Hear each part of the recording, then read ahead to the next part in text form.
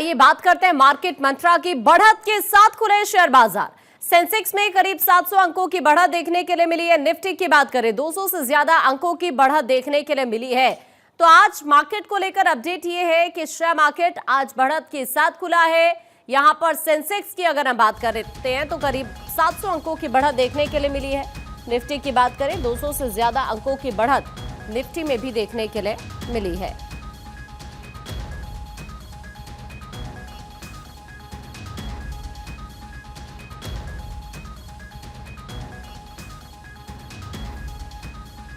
तो फिलहाल आपको ये मार्केट को लेकर अपडेट इस वक्त पहुंचा रहे हैं।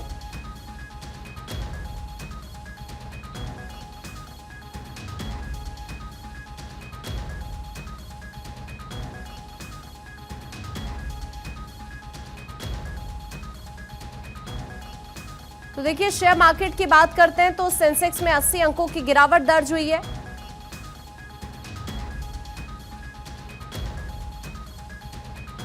और इस वक्त आकाश जिंदल जी मार्केट एक्सपर्ट हमारे साथ जुड़ रहे हैं। आकाश जी का रुख कर लेते हैं सीधा। आकाश जी आपको बहुत स्वागत करती हूँ। सर आज मार्केट को लेकर क्या प्रेडिक्शंस आपकी? देखिए इकोनॉमी मार्केट को लेके ये है कि आज बहुत सी ऐसी नेगेटिव न्यूज हैं जो ग्लोबल इकोनॉमी में चल रही हैं। यूएस ईरान इजराइल इशू का रेजोल्यूशन बहुत करीब लग रहा था, लेकिन अब वो डिफिकल्ट होता जा रहा है। मेरी ऑर्गेनाइजेशन आकाश डॉक्टर का मानना है कि हिंदुस्तान के सीपीआई इन्फ्लेशन 5% से ऊपर आने की संभावना है। साथ ही साथ आगे चल के हिंदुस्तान में रेट ऑफ इंटरेस्ट बढ़ने की संभावना है। बट कंपैरेटिवली इंडिया अभी भी दुनिया की बड़ी इकोनॉमी के मुकाबले में फास्टेस्ट ग्रोइंग इकोनॉमी रहेगा, ये बड़ा क्लियर है। यूएस की बात करें तो इकोनॉमी उनको बहुत मेजर एक्सपेंडिचर हुआ है, मेजर लॉसेस हुए हैं इस वॉर के कारण। साथ ही साथ रशिया यूक्रेन वॉर भी जिस फेज में एंटर करती जा रही है वो पूरे यूरोप की इकोनॉमी के लिए दिक्कत कर रहा है, क्योंकि अब एनर्जी और फूड प्राइसेस दुनिया भर में कॉस्टली तो वही है, साथ ही साथ एनर्जी की डेफिशिएंसी भी रहेगी। अब एनर्जी की डेफिशिएंसी दुनिया के अंदर बहुत जगह फैक्ट्रीज और सप्लाई चेन के लिए दिक्कतें करेगी, बहुत जगह प्रोडक्शन यूनिट्स के लिए प्रॉब्लम डालेगी।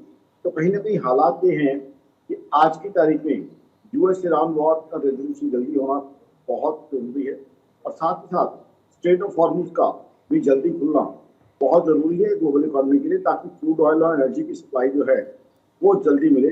अदरवाइज ग्लोबल इकोनॉमी में दिक्कतें बढ़। हिंदुस्तान की स्ट्रेंथ ये है, अभी भी हमारी डिमांड एंड कंजम्पशन चल रही, और उसका जो है सबसे बड़ा एग्जाम्पल हमारे पास है समर हॉलीडेज।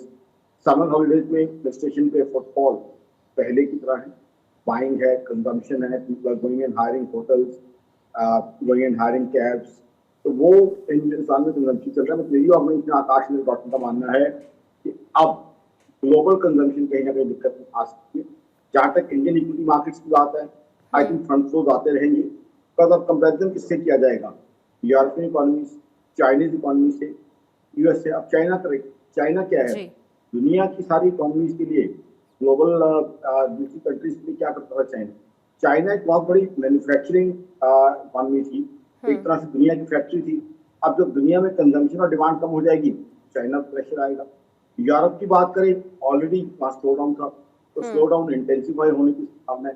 फिर यूरोप के कई कंट्रीज ऐसे हैं जो एनर्जी डेफिशिएंट होने की पॉसिबिलिटी है, क्योंकि पहले ही एनर्जी और जगह से आती थी, तो वहां भी दिक्कतें बढ़ने की संभावना है। तो कहीं ना कहीं हालात ग्लोबली अच्छे नहीं है, बट हिंदुस्तान फिर भी जो है कहीं ना कहीं अच्छे फोर्स इंजॉय करता रहेगा। हिंदुस्तान की इकोनॉमी बाकी इकोनॉमी के मुकाबले में अच्छा परफॉर्म करता है।